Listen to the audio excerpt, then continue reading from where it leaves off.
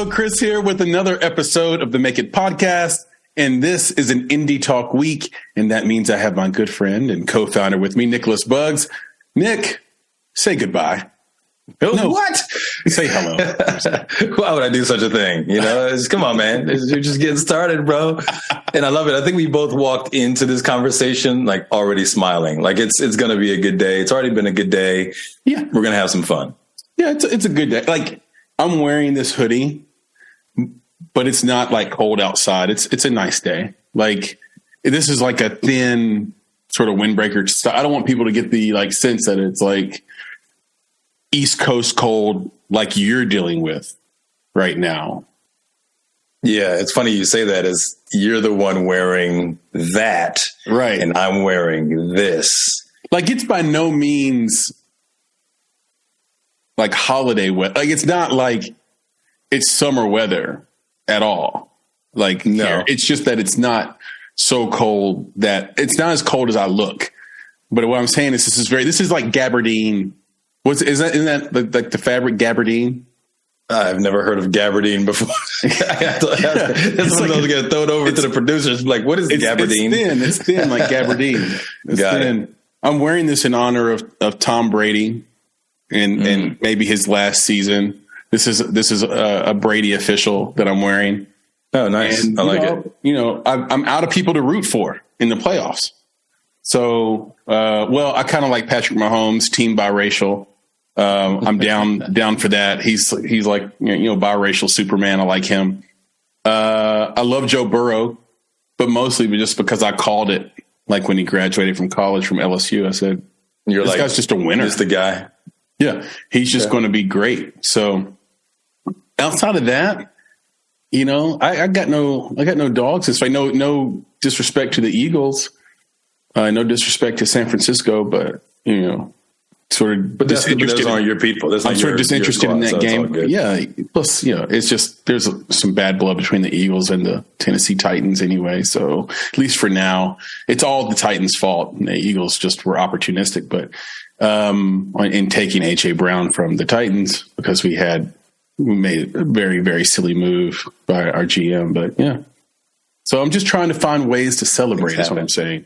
And I'm celebrating Brady. Yeah, I'm celebrating Brady, even though he's not in it. And I'll enjoy this weekend. Bro, I'm going to tell you this. There's a long pause there. I was Sundance what is it? Sundance is what? So if you're in the indie world, like everything is Sundance Film Festival right now. Like I hate not being there. I know that we shared like this before, but we have like FOMO. Not being there, having our friends text us and hit us up and tag us on Instagram and whatever else and be like, where are you guys at? It's like, well, we're not there. But they had the accessibility thing where the jurors stood up and walked out, right? Yeah. They had that drama. That's like, I would call that positive drama or like white hat drama. Because it was more supportive drama, right? That's what it was. They walked out in support of, not necessarily railing against. So yeah, I hear you. Right. And they had the drama last year with Jihad Rehab, now called the Unredacted. And if I'm not mistaken, I think today or yesterday they had Jonathan Majors there on a red carpet, and they tried to. The security guard, he was being interviewed by, I think, black media, like what's the name of the group? So somebody from the Black Film Festival I think in Atlanta, maybe they were interviewing Jonathan Majors, and I don't think the security guard knew who Jonathan Majors was. So, I was just about, we're already... There's no more time. I'm sorry. I can't do that. There's no time. Sorry. Sir, I know, I understand. We're going to get him to the stage. We're just going to do this one interview. I know you work for the festival. I know. Just give me 2 seconds. We're going to just do this one interview. I'm sorry, we can't do it. Okay. Sorry. We'll try and do it in the night. Okay, but we need to We, say we're clear we're on just gonna do this. I would have already had the answer. I'm being honest. Yeah, If I go could, ahead. yeah. Proceed. Okay, Proceed. great. If he physically moves me, Perfect. If he could get out of frame, possibly. yeah. And a lot of the people that were commenting about him being sort of ushered off of the red carpet were like, oh, this is how they do you, when you're black. But when I look at the video, I come to recognize that I think the security guard just thought it was black people playing around on the red carpet.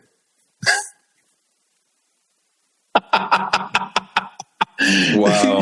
They just thought it was like, no, she can't possibly be a reporter. Like, I don't know if the reporter was wearing credentials or whatever. And who is this person? I don't know Jonathan Majors. Like we got to clear this red carpet. We got some real stars coming in here. So my question is, I haven't seen it. I'm looking up now, but was it about him or was it about the person interviewing him? It could have been about both. Like I guess what I'm touching on is, what does a movie star look like? And what does a real journalist look like? And, do you have to fit those norms in order to be respected by the staff at a high profile festival? And look, to Jonathan Major's credit, he did not move and he did not react in an irresponsible manner, a manner that would sort of besmirch his good brand and reputation. But he also got a helping hand from his PR agent. So kudos to PR. I know if AJ Furman and Amy Printer are listening, they'd be like, yeah. Yeah, I think in this instance, it was about the journalist. The PR agent, right? I think it was the journalist. They were trying to move them along. And I think that was when Jonathan Major stepped in and was like, hold on. Like, you didn't even give them an opportunity to do what they're going to do. Right. So, no, I'm not going to move. We're going to do our thing real quick, and then we'll go, right? To your point as well, they are interrupting not only the journalist, but they're also interrupting him. And because he had the clout to do what he did what he did in the way that a Jonathan Majors would. So I just think that the security guard didn't want any smoke. I don't even know if it's a clout deal, because you know what the real clout is? The real clout is being the type of star where the security guard just knows better. Right? Like, you've been to a club where you've been outside in the line in the cold, and there's a guy that passes you and he just gives, pounds up the bodyguard and then just goes in. Well, I was the guy doing the pound. That's my bad. Yeah.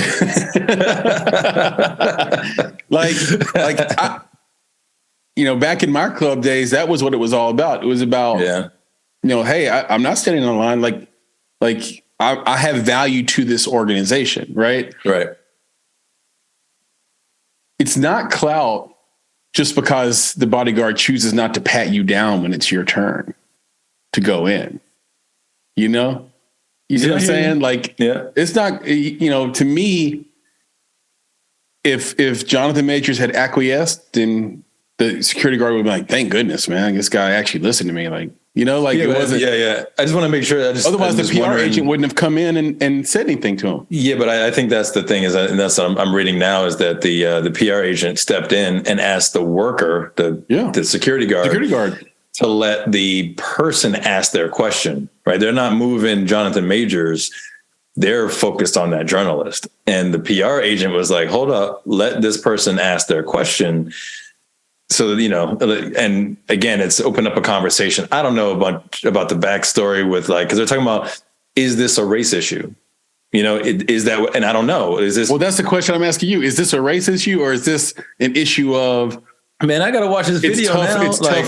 Is it tough for Black people to look the part in the eyes of the general Hollywood worker in public, right? Like there is that element of come like you've been there before kind of thing. Yeah. And I just know from my background in journalism and being stopped plenty of times myself, they want to see your credentials. Mm-hmm. You have to, there's an access issue, right? Yeah, well, they wouldn't have been able to give the mic to him had they not passed all of those things in the first place. Yeah. So it does beg the question about what's going on here. And again, I think they're just saying, look, even if it's not a race thing, let's say it didn't That's not what it was. If anything, it's the journalist who's already passed, whatever threshold it was to even get in front of him. They've already passed that stuff. And to not give them the opportunity to ask the question for whatever reason, I think that's what you have to ask. Like, why did you stop them? I mean, I would love to know if they actually talked to this security guard and be like, well, what were you doing? Yeah. Do you know that this is like one of our bigger stars of today? Like he's owning a piece of the zeitgeist and he's about to be in a giant superhero movie. Like, do you know, like this gentleman, like, do you really know him? Right. That's what I mean. Like that's what I'm questioning. But here's what's funny. When you do watch the video, here's what's funny. What's funny is there's a bunch of hall monitor shit going on, right? Like security guard talking to the PR agent and they're like trying to figure out why these two aren't in class. And, right. And the journalist, kudos to the journalist and Jonathan Majors, they're like, I think the journalist can be overheard off screen saying, I could have got his answer by now. We could be gone. Right. Yeah. And then Jonathan Majors is like, let's just do this. And he steps up in front of, like, just takes a step away, leaves them to be hall monitors. And she asks the question and he starts answering it. Like, they're not even there. Like, I love that. I've seen that a lot, like, throughout my life, where it's just like when something's ridiculous, instead of getting all upset and flustered, I'm just going to keep doing my thing over here. Right. As long as you don't touch me, we're not going to have any problems. I know there will be no smoke. There'll be no smoke. Yeah. I'm just going to keep doing my thing. Just don't touch me. Yeah. I'm going to keep doing my thing. And that's what he did. So anyway, it's just kudos. Funny how just the drama, it follows. Speaking of drama, busy month for film in January. Now, every year around this time, everyone sort of expounds upon their opinions on the Oscar nominations, movie of the year. And one of the things that always complicates the nominations and how these movies are rated, and even how, well, we'll talk about how the Oscars are rated as a show. But one of the things that always complicates is there's so many nominees in every category. And I think that, so now, right, they used to do 5, right? And now there's 10 movies of the year, 10 this, 10 that. And so when you don't get in that group, you have and you feel like you made a great film or a great piece of art, then you can fall into a trap where you're like, really? Like with all these selections, I still didn't make it. And anyway, the 10 that are in there, I think all 10 are deserving. And you're meaning for best film. Best film in particular. I think all 10 are deserving. Some people might say, since when do we, add movies like Top Gun Maverick and Avatar, into the mix? Like, these are box office tentpole movies. But my response to that would be, those are both great movies, though. Yeah. Like, there's nothing even to say about that. Yeah. They're great movies. Like, period. Like, they should be on the list. Like, I've always thought, I don't know why comedy started to be excluded, like after Annie Hall, like in 1980. And I don't know why it's hard for like Mission Impossible. I love that series. Tom Cruise is amazing in Mission Impossible. The James Bond movies. I love Daniel Craig as James Bond. He doesn't want to do it anymore, but I still love him as James Bond. Right. The Bourne Identity, the Bourne movie series, minus the Jeremy Renner one. Like, Jeremy Renner's, not my Jason. Right. Sorry. But love Jeremy Renner. And I hope he's great after that accident. Love him. Right. Not my Jason Bourne. Right. Mm-hmm. So anyway. Yeah, he's our Hawkeye. Right. I'll watch the Bourne movies whenever they come on. That's like Shawshank Redemption for me. Mm-hmm. Like, it comes on TBS, I'm watching it.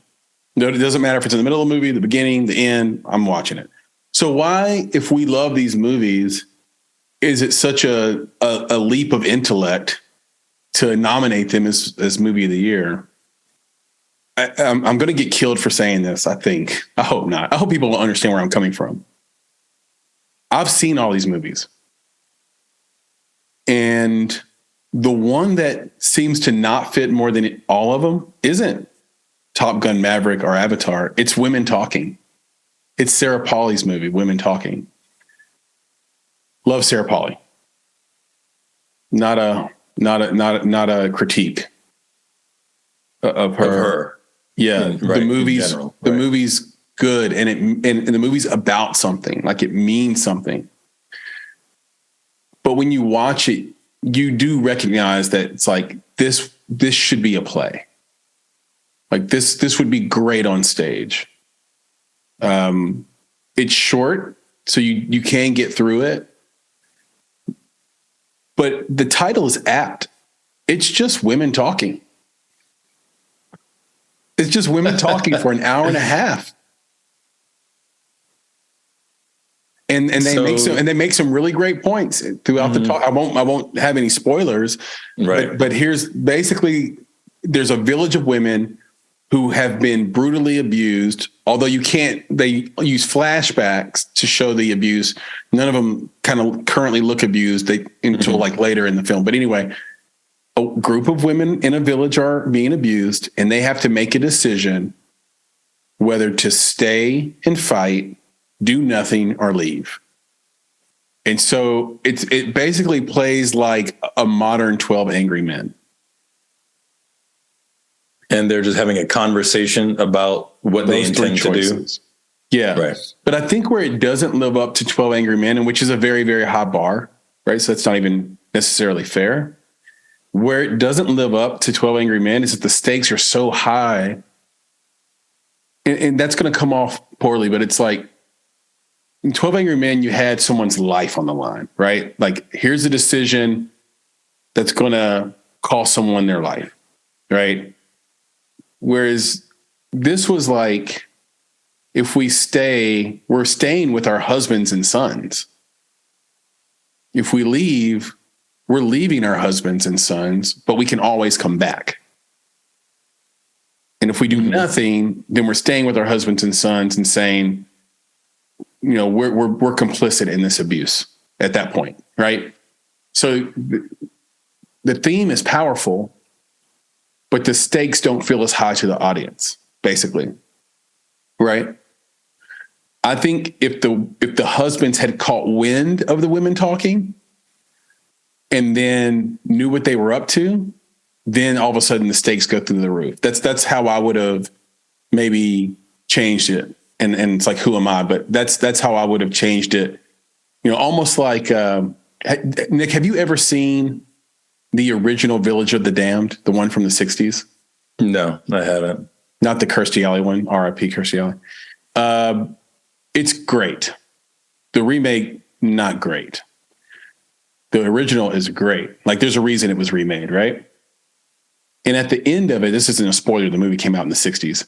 At the end of it, it's a spoiler if you haven't seen it. Too bad. It's been out 60 years. Exactly. It's like you're too late. You're too late. Yeah. So 60 years. So at the end, basically these alien kids that all have blue eyes and blonde hair, wink, wink, they're super intelligent. They're alien children.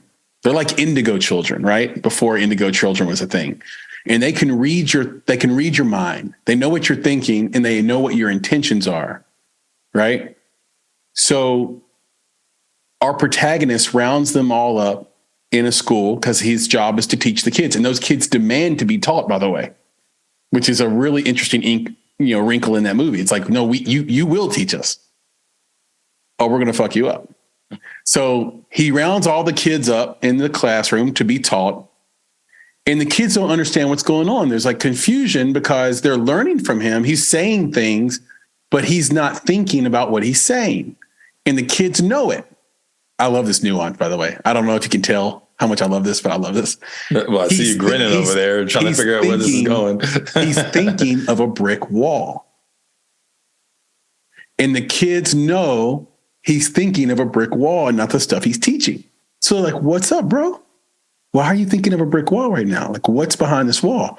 So they start to mentally break down his brick wall, and you get these images of the brick wall crumbling. And what he's really thinking about is the fact that he has set off a bomb, and he's going to martyr himself to kill all these kids and save the town.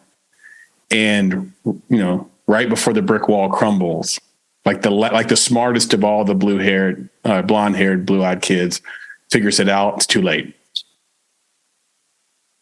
All the demons are gone. That's how you raise the stakes.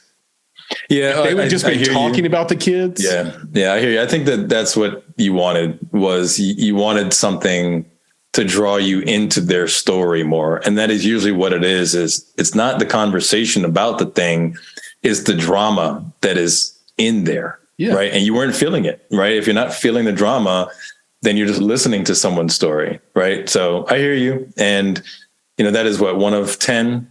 Are there any in there that you don't agree with?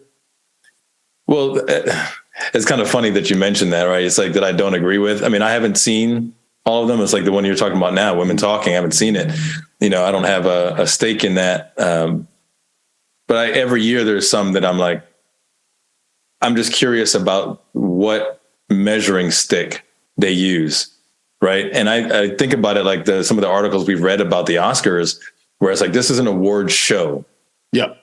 Okay. Like, we can't forget that piece of it. And the most popular that award show has ever been was, and I don't remember what year it was, but whatever year the Titanic, right, was nominated and won, that was like the most popular award show of all time. You've seen Titanic, right?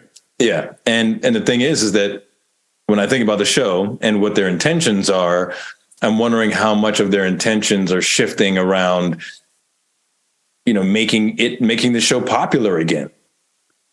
Right. So part of it is, how do you make your show popular? Well, it's about the people that you're celebrating, right? 1, the people who get nominated, and 2, the people that win. Right. Yeah. So if you can, 3, the audience that wants those, well, of course, artists to win, right? You're celebrating the fact that there's like a social credit there. Like, oh, I love that movie and they won an award, so therefore I'm smart and have good taste. Well, yeah, that and the demographic, about those films, right? So when you think about, let's say I agree with you 100% about Women Talking. Okay, I've seen it. Let's say I agree with you 100%. I'm like, well, why did this make it? Well, maybe there's a specific demographic that they want to actually watch the show, right? So it's like, yeah, it's up there. Maybe something else. Maybe the 11th film would have bumped this one, but the 11th film's demographic potentially shares the same demographic of film 9. Yeah. I've already got those people. I don't need another one. Right. So it feels like sometimes they check a box, right? Well, a demographic box, because it's a show, right? Like, at the end of the day, they're getting ratings, they're getting, there's some value, like like you mentioned, there's a social credit to this, right? If no one's watching it, honestly, if people stop watching the Oscars, do the Oscars continue to have value? Right? If the tree falls, giving out the award if nobody watches. Right. If a tree falls in the forest and no one's around, doesn't make a sound. It's like, I don't think so, man. Like, it's not going to have the credit. People don't care. So, like, how do you make people care again? And again, I haven't seen Women Talking, but if I agree with you, then I would start to think maybe that's part of the conversation. Nominate these things that are good, right? It's not that it's not good, right? You still have to reach a bar. Right. And maybe the bar lives inside the top 20 films. I mean, there's a lot of, you have to think about it like this. There's a lot of films that get released every year. Okay. If you made it into the top 30, you're doing really, really well. Yeah.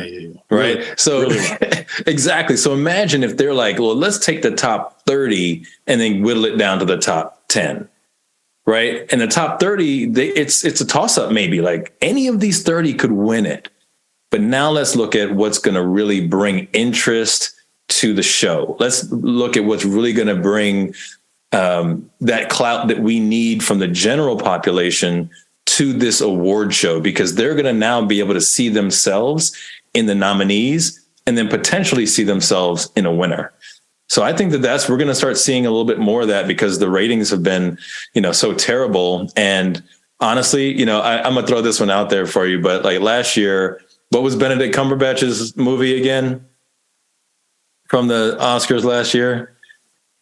The Western thing. I got somebody's gonna have it wasn't Power of the Dog. Oh, Power of the Dog. Power of the Dog. Thanks, Elise. Yeah, I remember Power of the Dog. That was great. Yeah, thanks, Elise. So it's a great movie, right? But let me ask you 2 questions. Mm-hmm. Who cares about Benedict Cumberbatch? And 2, who cares about the story of Power of the Dog? What is the audience, right? I'm talking about the general population. If you were to pick a group, who cares? What is the demographic that cares? This is the problem that Tar is going to have this year. I think go. Tar is the best movie I saw this year. Yep. Just like last year, I thought Power of the Dog was either the first or second best movie I saw that year. Yeah, but I'm a movie guy. Mm-hmm. Right. There you go. The non-movie people that I talked to about Power of the Dog didn't make it to the end of it. Right. And the non-movie people that I've talked to about Tar, like I was in a Twitter conversation with a guy I don't know, but he was like, yeah, I couldn't finish Tar in the first sitting. And I was like, yeah, it's super long. I'm not changing my opinion on it, but I will agree with you that it's super long. It's super long. But so is Avatar. That's it. Right. But that's it. It's like, that's what I'm talking about. I think that there is an audience. There's what do you call it? I like saying Benedict Cumberbatch, by the way. I like just saying it. You're right. There's an art house audience. Right. And what is art house? Art house is almost like that purist when it comes to film. Yeah. Right. I don't need all the extra layers of fluff that you put on a film. I want to dig into a human's life, and you can tear that human apart, whatever you do. But I want to just feel the grit. I want to feel what they're going through. Everything else goes away. Right. And that is the art house group. And I think that's why Power of the Dog likely should have been there. There's an art house group. There's a demographic. But does the art house film winning beat out diversity, equity, inclusion associated with a community that has never really been celebrated in the deaf and hard of hearing community? Right. Coda. Coda's still a great movie. It's one of your top 2.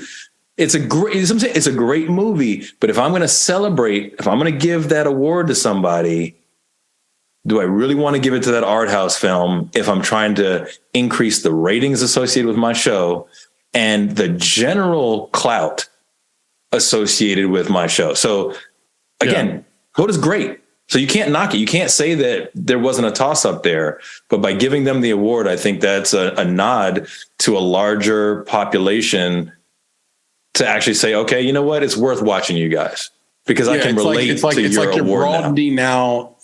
You're saying, okay, now we have 10 films. So we should have a film for every region of the globe here. Basically. That's right. Yes. And you want to hear something crazy? Everything Everywhere All at Once. Incredible movie. Asian-led movie. That might have been the reason why Decision to Leave wasn't picked. Because they already have that. They're like, oh, we already got that. Right. We solved that. You're covered. Because Decision to Leave, Park Joon, I think, directed that, wrote it. That's better than, again, no disrespect to women talking. It's a really good movie with really good writing and filmmaking and performances were incredible. Rooney Mara, but Decision to Leave is just a better movie. Just objectively a better movie. Yeah. So we might have to look at the top 10, offline and just look at the demographic profile of each of those films and see how that plays out. And if it basically opens up to a wider audience, because that's it. You want people to watch. You want people to be excited. You want them to see themselves in the nominees because you don't know who's going to win.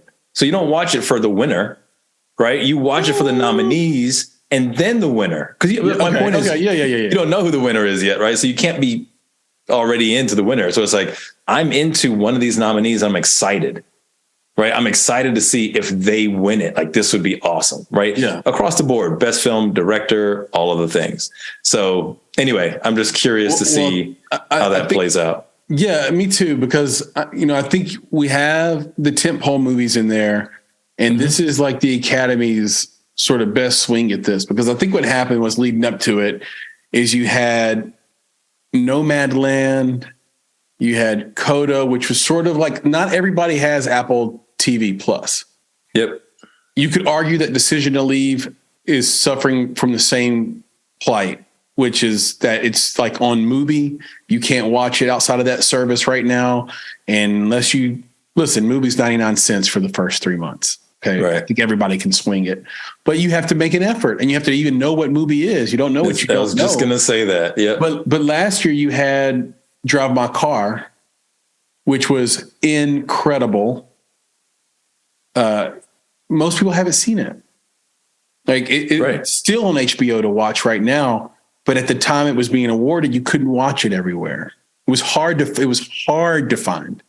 And I think the harder your movie is to find, you're going to have trouble come award season. And then, the inside baseball of how long do you leave your movie up for digital screening by the guilds?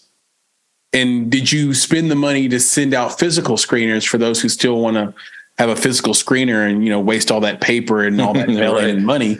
But anyway, for those who want to do that, there are still companies that, like A24 sent all their digital screeners to me, or all their physical screeners to me, because they know that it's more effective. Right? Like the movie's going to play better. It's going to be right in your hand as well. Yeah, right? You don't have to go looking like, for it. I got to do something with this. Right.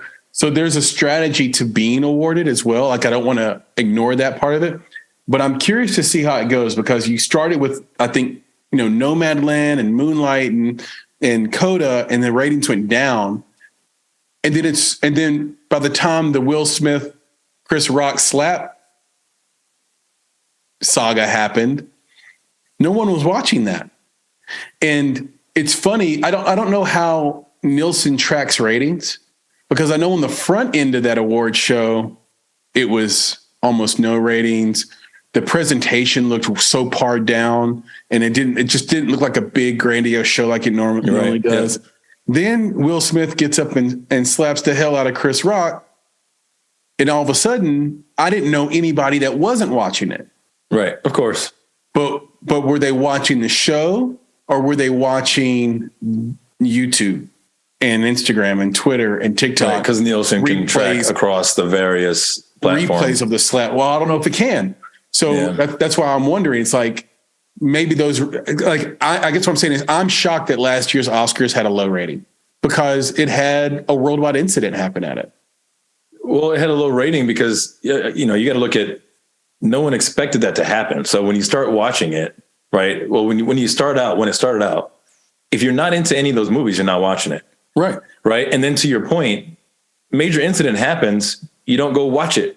You go to YouTube to find out what happened, and you watch that little clip and you share that clip, but you don't go back to the show because it's over. I went back to the show to see if Will Smith would slap him again, or if Chris Rock would come off the top rope on him when he was receiving his.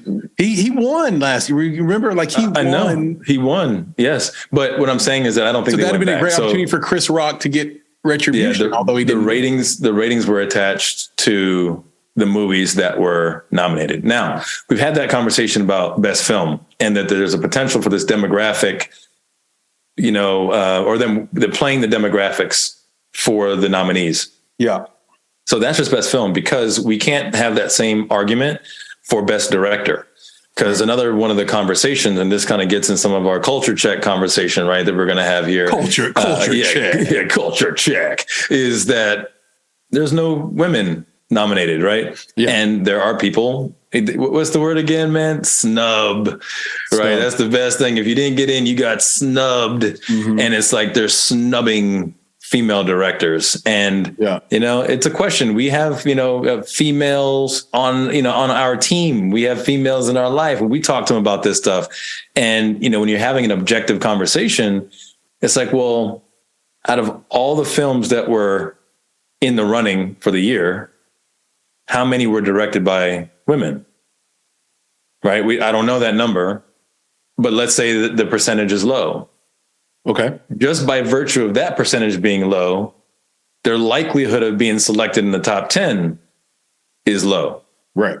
Right. So it may not be a matter of male and female. It just might be a matter of odds. Of course, assuming all things are equal, though. Right. Like, yeah. Like we shouldn't ignore Simpson's paradox here, where it's like the odds don't match up if one person does like a superior piece of work. Right. That's the X factor. It's like if you had 4 female directors, but they all made Spielberg level movies that year, then you can't say, well, the odds were low and that's why you didn't get in. Like, no, they made the 4 best movies this year. Yeah. And that's what I'm saying, is that it's a factor. Yeah. Right. That's all. Yeah. Is that when you have an objective conversation about it, that's one of the first things you got to look at. Like, I don't first go to, they explicitly and purposefully excluded women. It's possible. I'm not saying it's the definition of snub. Exactly. They purposely did it. Now, I don't know that they did or not. Right. So I'm not, but my point is that when you by hear definition, this outrage, they couldn't have, because they have to watch the films to judge them. So yeah, but by definition, they didn't ignore them. Right. Exactly. By definition. But what I'm saying is that, some of the outrage that has come up about this and people talking about the fact that there's no female directors, I just wonder if there's any objectivity to it at all, or if it's just a matter of checking boxes. But yeah, we should be on the list. Like, by virtue of being female, by virtue of being black, by virtue of being gay, by virtue of being Irish, I should be on the list. And the fact that you don't have us on the list is an explicit snubbing. Right. Like, Nick, that's my fear. You just said my greatest fear. And I think you could argue that plays a role in the lowering of ratings as well. Outside of just sort of the macro entertainment market where we're so bifurcated and disseminated sort of all over to everything that has a screen. But my fear is that the awards and the Academy will be manipulated by the concern of inclusivity over merit. And because it's art, there is a subjectivity to it. But in film, there's a lot of objectivity. Like, you can objectively see a good or bad edit. You can objectively see a good or bad wardrobe, or a good or bad set design, or whatever. You can objectively see good or bad directing, good or bad acting. Acting may be more subjective than others, but the point is you can tell. But in terms of the whole product, there is a subjectivity to it, and there comes a point where, like, everybody that's in a minority group can kind of feel like at times like the mom in the PTA, right? Like, at school, like, why didn't my son get a medal? Why didn't my daughter get a medal? My daughter deserved praise there, or my son deserved praise there too. Why didn't they? And it's this Me Too-ism, no pun intended. Mm-hmm. But it's like, no, there needs to be a winner to give the award merit. There needs to be selectivity and a narrowness of that selectivity for there to be merit. And all you have to do is have a kid in sports or have played sports yourself. If you get a participation trophy, it means nothing. I've seen it with my own eyes. They don't care about it. It's the one that they had to work for, that was where the competition was top level elite competition, or that you had to work for that was elite competition. It was the grade that was, it was the A that really was tough to get in a class in college that the professor never gives A's in, that you remember. And I just don't want this award show, or any award, Grammys, whatever it is, to get to a place where inclusivity is more important than merit. Yeah, I think we all agree with that. And I think that's why, we're kind of having the conversation about this culture stuff. And I think this is a conversation that we'll have every time we talk, right? There's always somebody railing against someone. And it's this, and what's interesting, we heard someone say this before. It's like, so who do you think that, I'm not going to, say who made this remark, but they were asked like, so who do you think the enemy is? Right. Yeah. And they were like, oh, it's the heteronormative white man.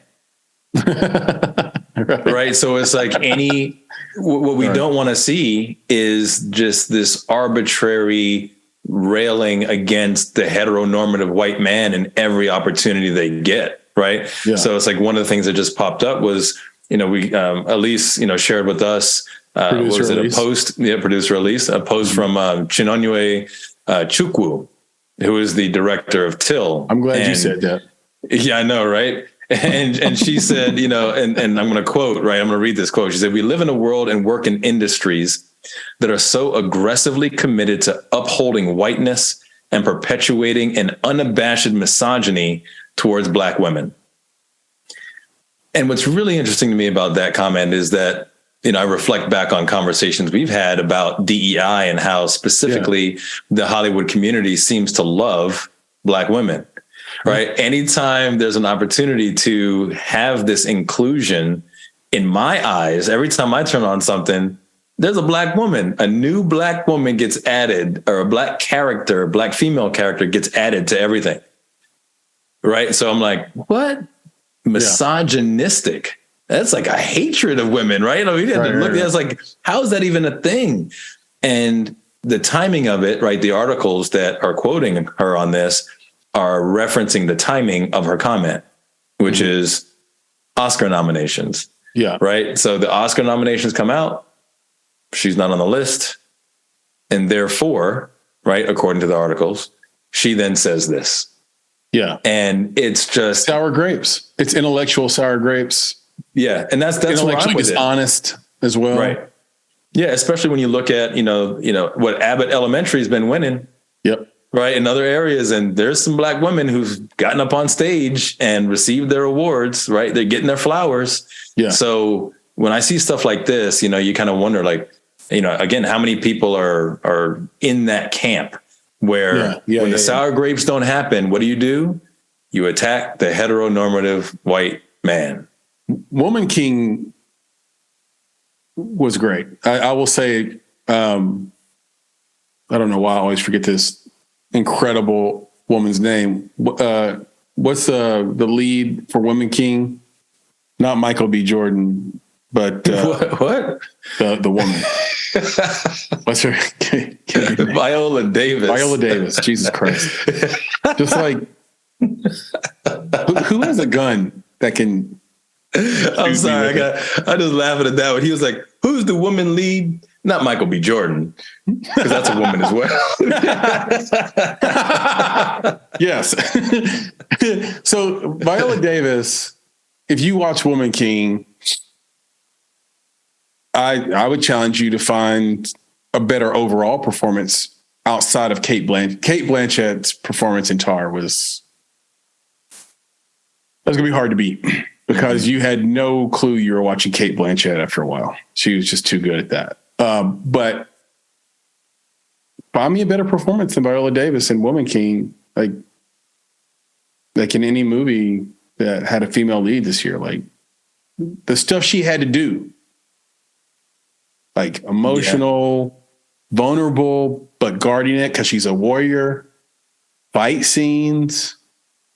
I mean, it had it all. And look, I was surprised by it. I thought it was going to be formulaic. It was like a good movie with incredible performances. So, I will say too bad for that. Maybe just, it's one of those things where it's like, maybe the voters are like, oh, I forgot about that. Give me my ballot back. Oh, we can't.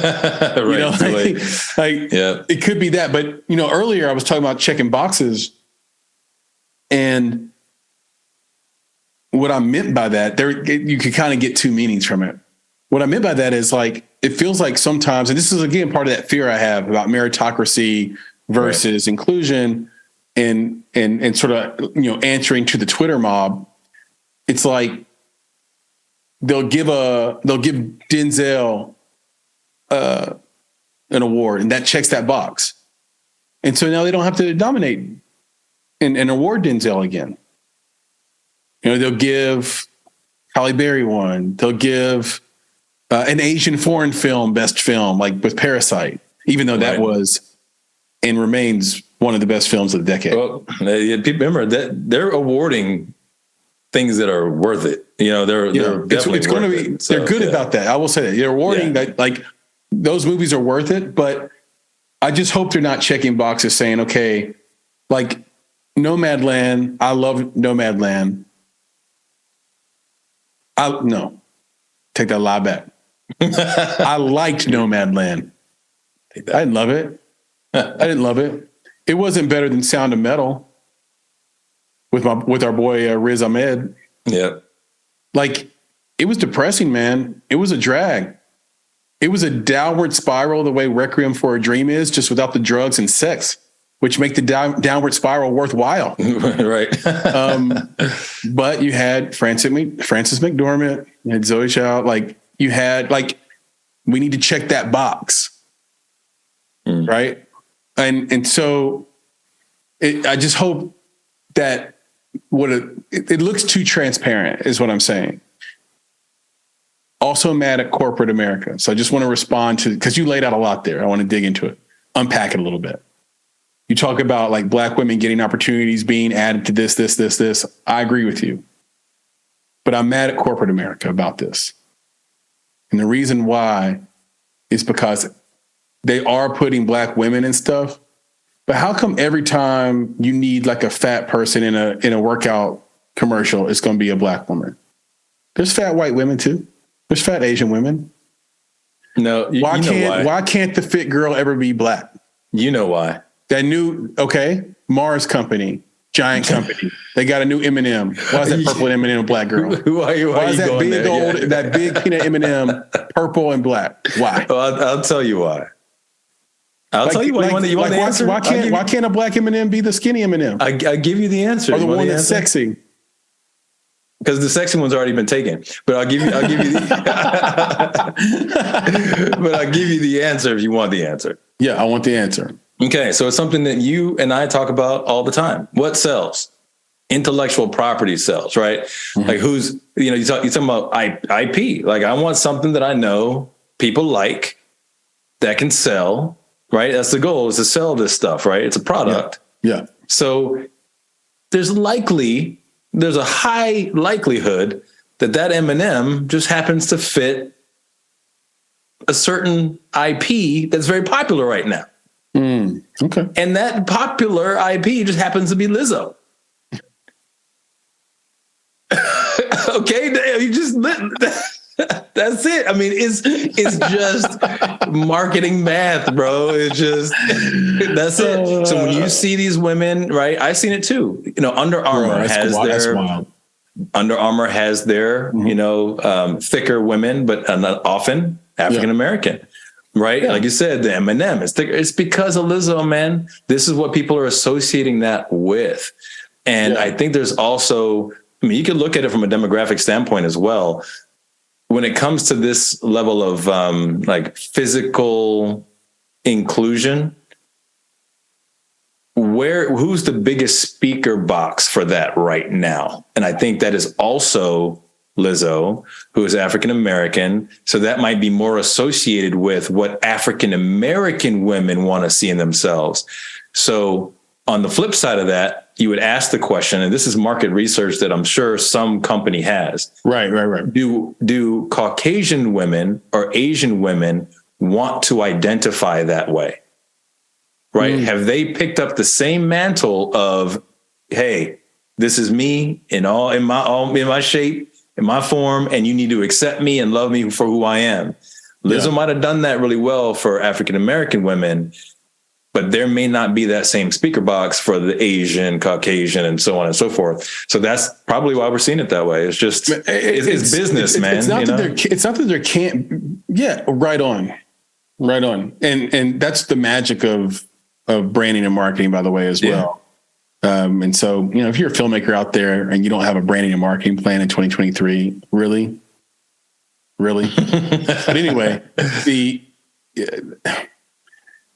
there is room, like at least like those people of color got a job, right? And there is a market for it, but I go further. Like I go to music, like there is a purposeful reason why Ice Spice, Cardi B, and Nicki Minaj and Megan the Stallion get more marketing dollars than Rhapsody.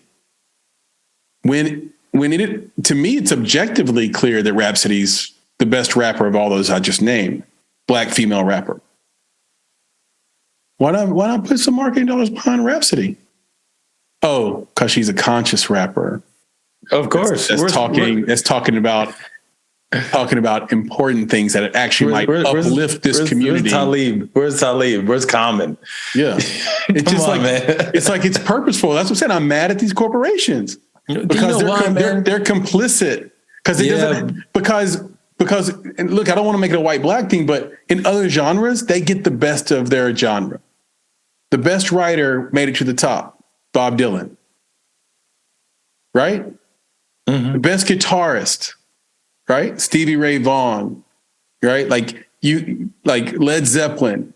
Like the people who do the best in their job get all the accolades. Best songwriters, Fleetwood Mac, Eagles, you name it, Nirvana. They make it to the top. The cream rises. But then you come to R&B and hip hop genres, and it's just about like who's popping pussy.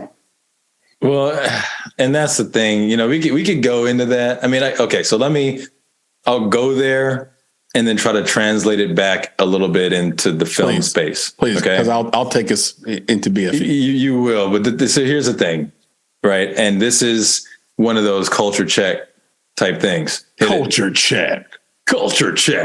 So what this is you got to understand that there's, why do you have liquor stores on every corner in black neighborhoods, right? Yeah, why are the grocery stores so far apart, right?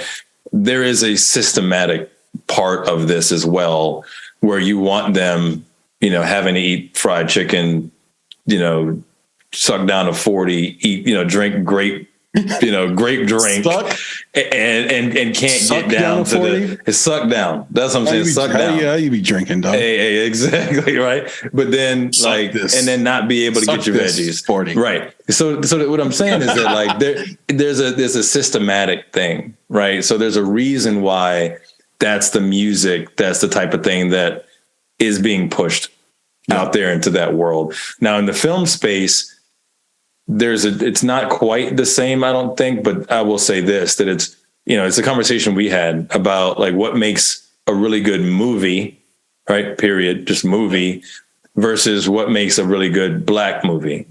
Mm-hmm. Right. So to me, the movie The Best Man is not a black movie. But if you were to ask people about it, they'd be like, yeah, I would say that's a black movie. Well, why?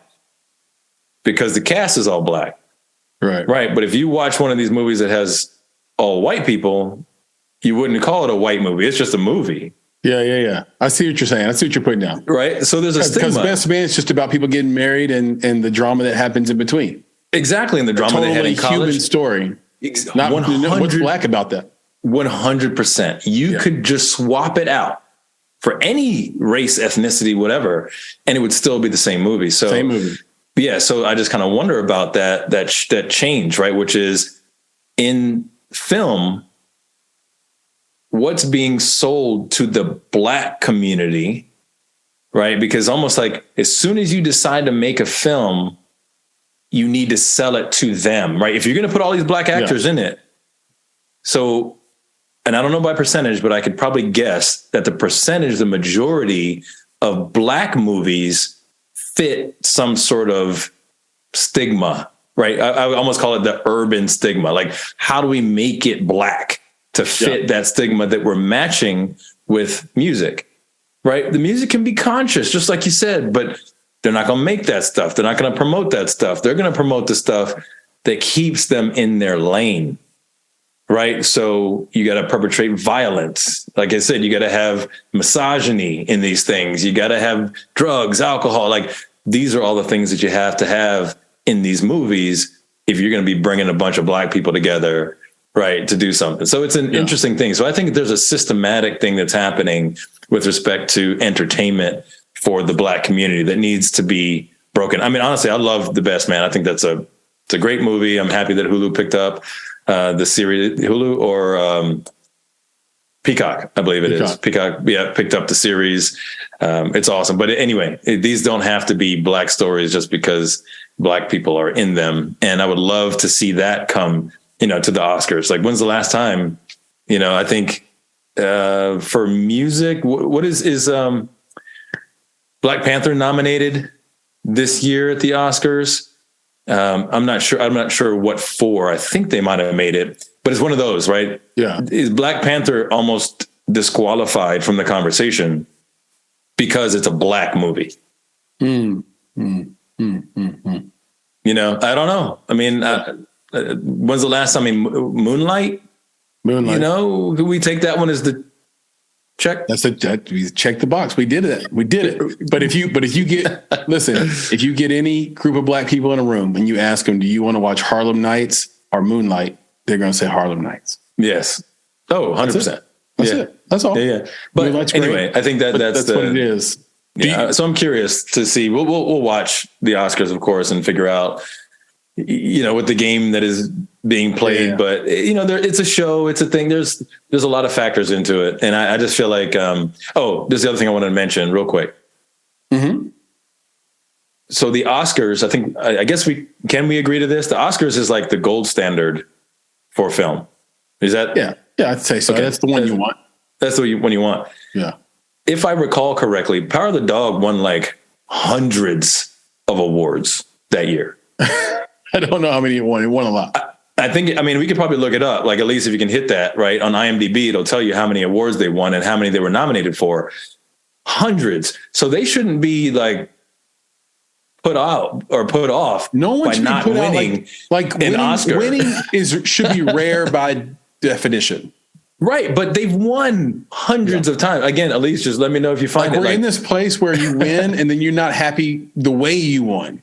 Right, but even the female I didn't directors, win the way that I should have won. Exactly, that's my point. Like these female directors, right? Yeah. How many things have they actually won throughout the year to be so open about their disdain for the Oscars? 271 wins for Power of the Dog. 315. Dude, you know what I'm saying? Like, you cannot walk away like, one Oscar. Man. Right, like, so they're heated. One Oscar. Yeah, exactly. It's like, it's ridiculous. That's not enough Oscars. Right. So anyway, so the movies that you mentioned, so Women Talking, that's another one we could look up. Like, how many awards did it win for it to be that salty about the Oscars? Yeah. That's anyway. I was just going to mention that it's not like these films are not winning. It'll win something. Yeah, and probably has. So anyway, just wanted to mention that. Do you want to give the good word from Siobhan Lynn, who is our podcast guest from last week? Do you want to give the good word? Oh yeah, of course. You want to give this little note from Elise first? Oh, producer Elise. Women Talking, 44 wins, 148 noms, and 2 Oscar noms. So that means the most Oscars they can win is 2. And if they win 1, then we're going to hear that they should have won 2. There you go. So they can win no more than 2, but less than 3. There you go. I didn't see you playing that game, but less than 3. Yeah. But yeah, so let's switch it, right? We switch the vibe a little bit. And one of the things that we want to make sure that we do on these conversations is do what we do. And one of the things that we do on a regular basis in our conversations with friends, family, the filmmaking community is we drop some inspiration, motivation, like different things that we've learned from our friends in film that were like gems that were dropped on us. Right. And we want to tell people, go listen and watch that Siobhan Lynn interview with us. But she dropped a gem that kind of hit me and, kind of in my heartstrings. Like, yeah, like this is the type of stuff that it isn't just things that people say, especially if you mean it, and she says, be yourself. right? Which we've heard a lot, right? But it's really about the next thing that she says. She said, be yourself, embrace your imperfection, embrace your experience, accept yourself for who you are right now, and accept your past. And I love that. I love everything about that. And I guess that one piece that hits me is that embrace your imperfection. Yeah. Right. The other ones are easier said than done. It's easier said than done. It is definitely, especially when it says be yourself, like that. What does that even mean? Who am I? It's like all this stuff. It's like, no. Just embrace your imperfection. And one of the reasons why I love that so much is because as artists, it is often our imperfection that speaks through our art. Right? Like, was it Guillermo del Toro was just talking about Pinocchio, which is phenomenal. Incredible. Phenomenal. And one of the things that he said in that behind the scenes thing that he put together was like, he's like, to be honest, you'll see that Pinocchio isn't just about magic or fantasy, or it's not about this doll, this wooden puppet. It's not, it's like, this is a father and son tale. And he says, just so you know, most of my films are about that. Yeah. Because they're about me and my dad. Yep. Right. And a lot of us, I won't say a lot of, I think all of us speak from the imperfection, and the imperfections, not just in our physicality, but the imperfections that we see in our lives, right? Whether it was, we didn't have a great relationship with someone, something happened to us, in the course of our lives that made us who we are, for good or for bad. And it's like, when you embrace that, you can speak through it, because it is probably one of the most powerful feelings that you could possibly ever have, right? Yeah. Love, hate, whatever it is, the thing that you went through, the things that come easy, they don't sing through our soul, right? It's these things that are hard that really come out. So I just, again, in all of that she said, I was like, that's it, man. Embrace your imperfection, embrace your experience, accept yourself for who you are, and accept your past. And I thought that was awesome. It is. And let me walk the audience and you through what that actually looks like in practice, because I did this and it was life-changing. I am not overstating this. 2 critiques of me my entire life has been that I'm cocky and I talk too much. And I would try to meter those things. I never felt like I was cocky. I always felt like my confidence was earned if I was confident in a thing, because things I'm not confident in, I have no confidence in. Like, you can see it. I'm like, I can have the lowest self-esteem imaginable on things don't feel like I've earned the confidence in. But if I feel like I've got earned confidence, then you'll see it come out in me. Right. And this idea of like, oh, I better not say this, or I better like be on a word count here. I need to be on a pitch count because, I'm talking too much. And yeah, you could look at that as like this negative trait. But there was a day that I had an epiphany that I was like, I went to this modest high school. I barely got into college. I had to write an essay to get into college. Okay. I grew up with my friends those who aren't dead are in jail, or they're not doing great. Like, there's maybe one exception, right? Who we both know, right? Like, that's doing well.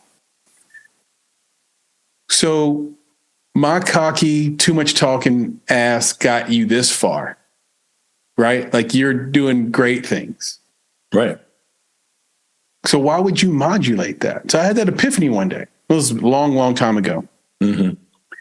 And I remember back in my former life working in healthcare tech and education, that I did a presentation and one of my teammates did something called pulling the chain. They had this thing called you could pull the chain. And that's where you privately, with a witness, told somebody, hey, I didn't like how you did this, or you can improve here or improve there. So she pulled the chain on me after this presentation. Now, her critique of me was, I think you talk too much. I think you talked way too much on that call. And I was like, yeah, tell me something I don't already know. So this is post epiphany. I was like, yeah, tell me something I don't already know. I know I talk too much, but guess what? I'm the best at this in the country, and the numbers prove it out. Me talking is working for you. You make money from me. Every time I do something and talk too much, you get a cut of it. Right. Isn't that funny? So I reject your criticism. Great. I talk too much. It's not perfect, right? Embrace your imperfection. It's not perfect. Sometimes me talking too much is going to close it, the deal. And sometimes me talking too much is going to be mid or suboptimal, right? But we'll take that chance because you don't have a better person come up to bat than me. That's what it is. Yeah, I talk too much. You know, but I'm good enough. But I'm good enough to talk too much. Are you? Because right. Are you? Yeah. And now so here's how you embrace it. Here's how you embrace it. Okay, go ahead. You become a podcaster. Right. Exactly. You talk all you want. you run you start your own company. Right. And so what that journey looks like is you go from being insecure about a thing and trying to meter it and modulate it to having the epiphany that this is kind of who I am. And this is like a comfort zone for me. This is like where I think I'm my best. It's not perfect, but it's where I think I'm my best. And then you take action on it by changing whatever environment has caused you to have that insecurity in the first place. Right. Yeah. And I want to jump in on the cockiness comment real quick, right? Please. So I just want to I'm going to give my perspective on it because, to be honest, I've heard the same thing, about me. Right. Mm-hmm. And what I've come to understand is that there's, like, for me, it's almost, because of my personality and the fact that I do live a life in service of other people, that it's almost impossible for me to actually be cocky. Right. Because it's a selfish thing to do. Right. And I don't live a life that way. Right. My name is Nicholas, which means victory of the people. And I stand behind that. Right. So I started to try to figure this out. Right. So it's not that I'm cocky, but I can come off as cocky.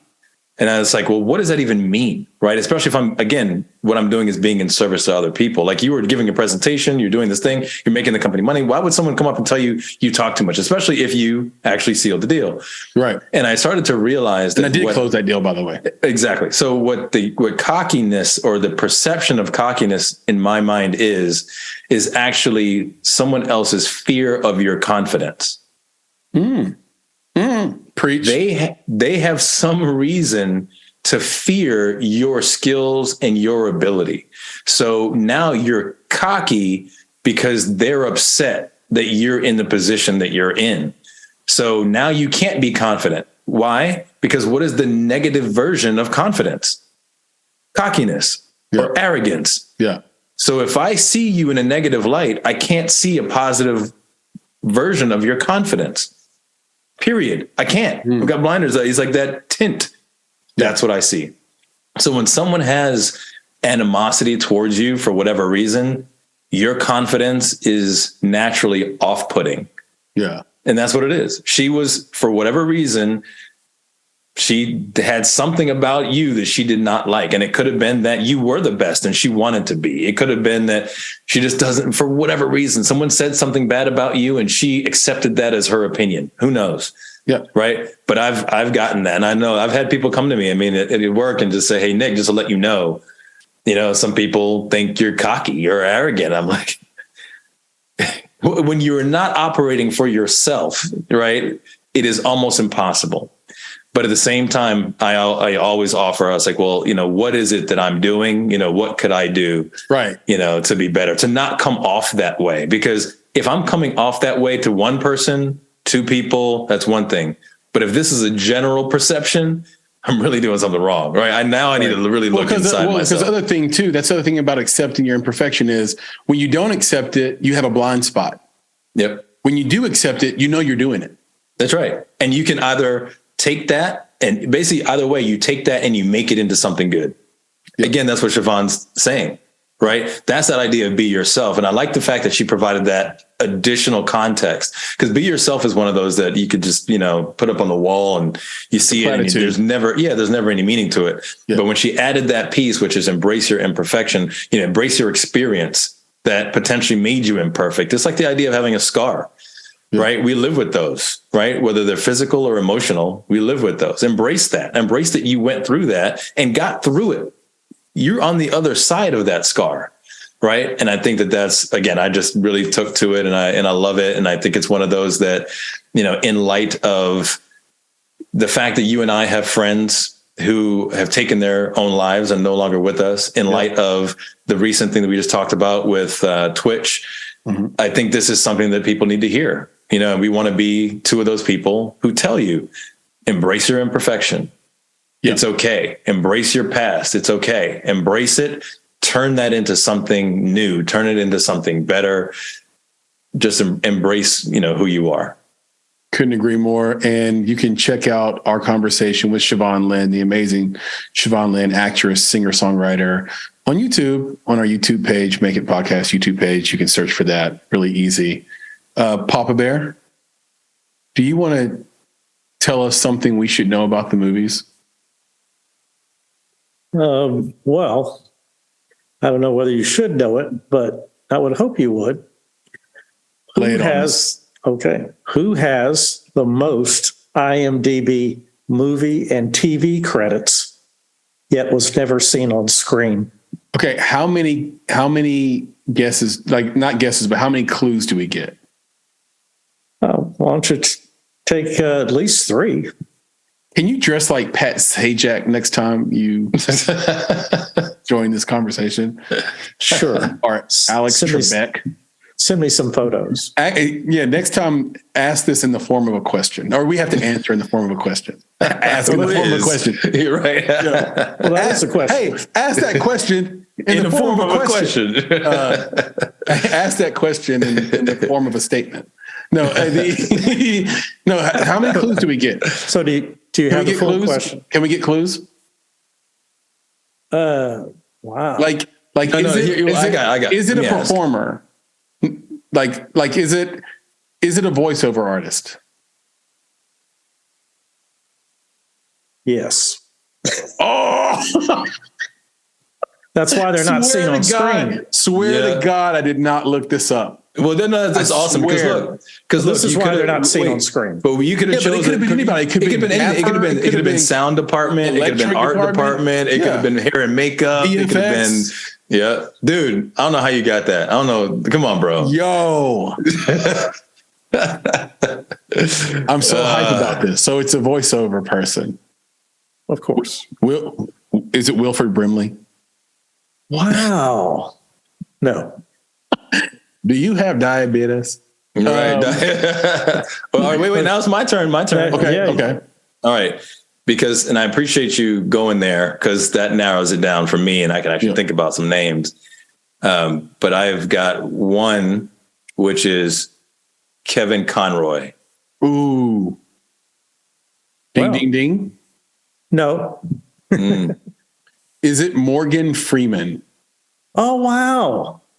That's a great guess. No. Right. He's like, no. Like a Twinkie. Right. Like a Twinkie. Who's the other guy? Oh, is that a little Henny B from the PB? Right. But he said, really. But he said never on screen. Oh, right? Never on screen. So it couldn't be our boy Morgan Freeman. Mm-mm. You know, I went to the island of the St. John Island, and he has a mansion on top of the hill on that island. Really? Apparently he has some pretty wild parties. Or he did. Yeah. House looks like a pyramid, I think, if I'm remembering correctly. Anyway. All right, educate us on this. Educate us in the audience on this, PB. Well, before you give the name out, more, Nick? No. Before you give the name out, though, it's voiceover and it's film and TV. So that gives us the idea that this is animation. Yeah. Somebody from The Simpsons or Family Guy. Well, that's what I was going to go is that the case? But I was going to ask that, like, if we had a guess about the animation, is it The Simpsons? Because The Simpsons is one of the longest animated series longest running of all show, time. Right. I think. So is it The Simpsons? Well, I'll tell you, you are on the right track with the animation, but it's not The Simpsons. Right track with animation. Okay, so the next place that I go, who's the dude that started Family Guy? That also Seth wrote MacFarlane. Seth MacFarlane. He wrote Ted. Is it Seth MacFarlane? No, he's been on screen. So the next one is that I go to is Disney, and I think about like Mickey Mouse and you know what I'm saying? Like I don't Goofy. You're right. Like, yeah, like Goofy. Yeah, that's right. Like What I a didn't know what goofy that answer. sound was. Right. Oh gosh, Mickey. Hi. How are you? I tell you, well, Why'd you take away Mickey? I think we're going to beat the answer out of this. Yeah. So keep narrowing it down. Beat are we this. there? Is it like Mickey Mouse Clubhouse? Are we anywhere near? We're not. Well, I'll give you one more hint. Okay. It's not Disney. It's Warner Brothers Oh God, it's Bugs Bunny. Bugs Bunny? and Looney Tunes. Yeah. Is it Bugs Bunny's voice? And who is that? Oh, I don't know his Bugs name. Bunny. We don't know who. Like we don't know that. You're not guy. supposed to know. It's like Elmo. See- You're not supposed to know the name. You know what the problem here is? We're not old. Exactly. You're too young. Well, I who's grew- Homer Simpson's voice? Dude? I grew Like, up with this voice. yeah, Okay, but Homer what's the Simpson's name? voice. Like I don't know his name. But anyway, go. What's his name? Bugs Bunny. Mel Blanc. Oh, I know Mel Blanc. We know Mel Blanc. Well, why did you say it? What are we thinking? Because we haven't thought about Mel Blanc since we watched Bugs Bunny when we were So kids. frustrating. It is mad frustrating because we would, if you would have asked us this when we were, I would say 18 and younger, Mm-hmm. we would have known that because he also was. I mean, remember, was it Tiny Toons came out? Yeah, Like it was a big Animaniacs. thing. Yeah, Animaniacs. So like, yeah, we would have known Yep. that. But So how many titles do you think that is? Tell that us. he might have. No yeah, clue. you just have to tell us, drop, man. drop it on us, PB. It's Yeah. okay. It's 1,069. Wow. And Wow. if you want to try movies only, who has the most movie only credits? And how many do you think it is? You're pressing your luck, PB. Now Yeah, we're going to wait. actors that you see on the Yeah, what's his name? It's he right was on the in tip of your tongue. Yeah, he was in Rashid's movie. He's in everything. Eric Roberts. Eric Roberts. Well, Eric Roberts is the answer. okay. No. Yeah, look, come on, bro. Come on. How you gonna do more movies than Eric Roberts and be on screen? Oh, what's Sylvester Stallone's brother's name? Frank Stallone. Frank Stallone? That's a good try. Yeah, he's not up there with Eric Roberts, bro. And then there's the guy who does Machete, or I call it Machete. Yeah. I forget He's his in name. a lot of He's stuff, in a lot man. of stuff. Yeah, Lot of but stuff. I don't think he can best Eric Roberts. All right, who is it? Okay. These are things you should know. Robert De Niro, There's no way. 617. More than Eric Roberts. I'll have to look Eric Elise. Roberts up. Kudos. Elise. Let's get producer Elise on this, PB. Yeah, look up Eric fired. Roberts. Yeah. There's no way. No, like if it's true, kudos to Bobby De Niro, man. Yeah, man, for real. Well, it's been That's a around a lot. while. He has. And yes. I wonder if he's done like He's a the GOAT. crap ton of cameos though. He's like the that GOAT, could man. be it as well. I thought he would be on par with Pacino. Same amount of too. movies as Pacino. But that's amazing, man. Kudos to the GOAT. Oh, wait, producer. Eric Elise. Roberts, 712 actor credits. Eric Roberts has Wow. 712. Ding, ding, ding. Nicholas. I have to give it to you then. Now, who says that? Your punishment is that you have to run around the block in your underwear only. Okay, well, We'll when I film asked, it and we'll add it to the short section of our YouTube page. he's There done a you lot go. recently because when I asked it a month ago, they told me Robert De Niro. Well, I wouldn't doubt it. Eric Roberts be working. It doesn't change that we need your punishment on film and we need to put it up on our YouTube page. So I will run behind you with the phone and you just take a short, if you want to speed walk, you can do it. And you there can you wear go. socks and shoes, but you have to be in your boxers and only your boxers. Or what should be our general punishment when PB gets his research wrong? Should it be like a pot to the face? Should you have to do like the cold challenge? cold plunge challenge. Wow, I don't know. I got to think. You should on this come up one, with man. it. I can't. It's not personal, PB. It's good entertainment. We're all about content on the Make It podcast. And if we can have like a punishment for you when you get your research wrong, I think it'll be great for the audience. No, I think it's fine. Yeah, I know you're a team player. I think when you look it up, you'll still get Robert De Niro. Right, but look, you know what? I'm sorry for this. I really am. But I think the punishment should be that he stands up behind the mic and I get to walk up and Will Smith.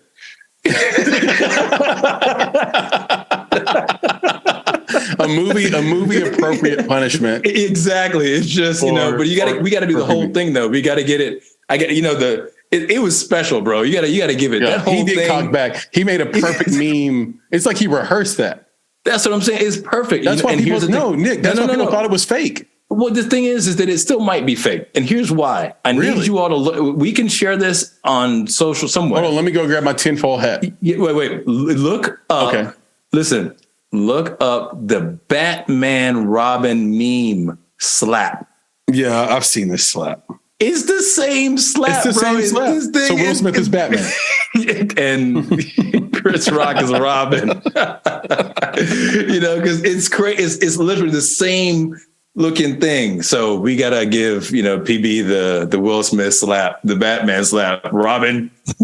Well, yeah, I love it. Holy research, Batman. It. But I have the fast twitch response, so I think I can probably duck. That's the whole point. A lot quicker than Chris Rock. And here's the thing. Remember, these are filmmakers here, and we got a lease. We put that slap in post. You know what I'm saying? It's not a thing. Because we can't really hit PB because we're like we can't be sued. It's like an assault on the job. That's why the punishment has to be embarrassment. That's right. We're just gonna do it, and then we're just gonna come up with the slap afterwards. Yeah, we'll have the slap sound effect. Exactly. Well, that's what it. Publishing this is already the embarrassment. I was like, I'm already embarrassed. Dang it. Well done. Okay. Yeah. Okay. Maybe you just joked yourself out of it. Yeah, I think you did a good job. So Chris, I have before we wrap for today, I want to talk about one thing. It's a little bit. We got to get out of here. Yeah, we got to get out of here. But it's serious, and I know that we're going to publish this, a couple of days from now, right? So it won't be today. But today is the day that they're going to release the police body cam video around the death of Tyree Nichols. Yeah, man. It happened down here in Memphis, I think. Yes, it did. It happened in Memphis. And all of those police officers were fired. There's 5 of them. And all of those police officers have been arrested. And they've been charged with numerous charges. Yep. And as we're talking, they have already released this footage. And I haven't seen it. I'm not looking because we're doing what we're doing. I might not want to watch it, man. Well, a lot of people are going to watch it. And what's happening right now is that they're saying that, you got to be careful because they believe that the outrage from this video is going to cause protests and civil unrest and all sorts of stuff across the country. Okay. So, I'm just going to, again, I know that this is when people see this it'll be late. It'll be past the time when you've seen the actual video. But if anything, I'll say that if you have seen this, if you haven't seen it yet, if you're going to watch it, civil unrest is not the answer. And even protesting at this point is not the answer because they've actually done what they have failed to do so many times before. They have fired these police officers. They have arrested these police officers and they will be charged. They're going to be charged with these things for murder and many other things, kidnapping, all sorts of things. They basically are going to throw the book at these people. But the one thing that I want people to know is that this is the first time I've ever seen this happen, right? We've seen multiple killings of civilians by police officers, and you've never seen them, 1, fired, nor 2, arrested immediately for their actions. This is also the first time that we've seen these officers are African American. And I want to say that I find it very odd that in an instance where African American officers were the ones who perpetrated this heinous crime, this is the instance in which they're fired, and this is the instance in which they're arrested. It's very interesting, and I think this is what people should be paying attention to. Yes, They should be paying attention to this young man who was murdered at the hands of these police officers. But you want to protest something, you want to talk about something, talk about the fact that, or the question, why are they only doing this? Why are they only doing what's right when it's African-American officers perpetrating the crime? It's just unfathomable to me. So just wanted to mention that and to tell people to calm down. Hopefully we're not seeing a bunch of protests and, damage done, violence associated with this. Let's see this trial out, but really start asking that other question. Yeah. And I hope this doesn't inappropriately lighten the mood, but like Tennessee's having quite a month when it comes to police, because in Laverne, Tennessee, which is like a suburb of Nashville, like outside of Nashville, you had 5 or 6 officers, maybe more, fired from that police force. They were all having sex with the same woman. And most of those officers were African-American or black guys. And the officer is a white lady. So she's become like a meme lord because her meme's going all around. But, do white officers having sex with a white cop in Tennessee get you suspended and not fired? Does it get you anything? There was no assault here. This was all consensual. They had like a little sex gang going. They decided to be swingers or something. Amazingly, the husband of the female cop is staying with her. He said, I love my wife, man. I'm staying with her. Yeah, well, that's a whole thing as well that we won't get into. That I'll just say that there's a fetish around that. Yeah. So like what he's not saying, either he's the king of all the cucks, or he was also in on it. Like he was in the room. Exactly. Which is kind of the same thing, by the way. But it is the same thing. So that's what I'm saying. So I should say that he's the king of the suckers, or he's the king of the cops. He's one of the two. So crazy month for cops in Tennessee. And also month for film, also month for us here at Bonsai. Totally enjoying the content we put out this month. All of it has been super impactful. Tons of feedback from the audience and the listeners. Please keep it coming. Let us know what we're doing good, what we could do better. And we'll make sure we make those adjustments. Do visit our YouTube page. It's looking great. Looking to build those subscribers up. We've got videos up there now. I know we're late to the game. We're like started on YouTube as if YouTube's new, but we're just new to YouTube. So forgive us for that. Please enjoy the videos as we post them up. You can find us easily anywhere you play podcasts. Just look for the Make It Podcast. If you want to know more about our company, Bonsai Creative, you can go to bonsai.film. Very easy.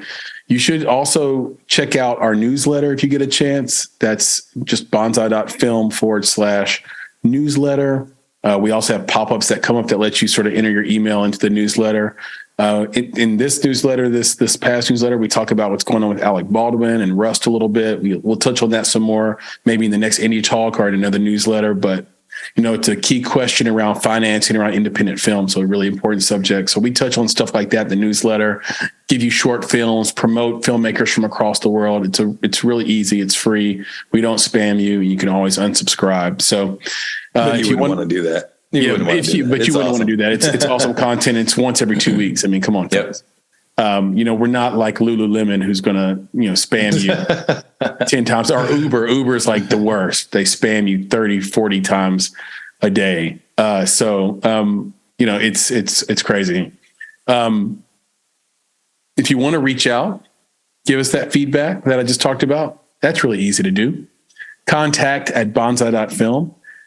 Yes, that's an email address. Or you can go on social media and find us all across social media just by searching for Make It Podcast or Bonsai Creative. So social media platform of choice, you go for it. If you want to reach out to Nick directly and give him feedback on his shirt today, you can do that at nick@bonsai.film, or maybe it's biceps, either one. Those work. If you want to reach out to me about my cloakage, you can do that at Twitter at Flaming Your Heart, or just search for Chris Barkley on Twitter. I'll come right up. Shout out to Papa Bear and shout out to producer Elise. And with that, Nick, can you leave us with the credo? It's hilarious, man. I don't know why I got this in my head. It's like, oh, Chris, how pregnant are thou? Pauses. It's like, it just gets better and better every time. It's like, the producer, Elise. And the dramatic pauses. How pregnant art thou? Pauses. So I will, in the spirit of Captain J. Kirk, deliver the credo to our audience and say, be creative. Is that right? Nope. Is that be engineered? No, that's another E. I'm sorry, I'm losing it. Rewind the tape. Don't rewind the tape. Damn it, Jim. Be better. Be creative. Be engaged. Thank you for listening. Nick, talk to you soon. Yes, sir. We'll do it again, man. Quit trying to get out of this. We see your messages about Eric Roberts. We see him, okay? Quit trying to get out of this. You're right. It's him. Talk to you folks soon. That's right. Be good, man. Peace. Yeah, later, man. Peace. Later.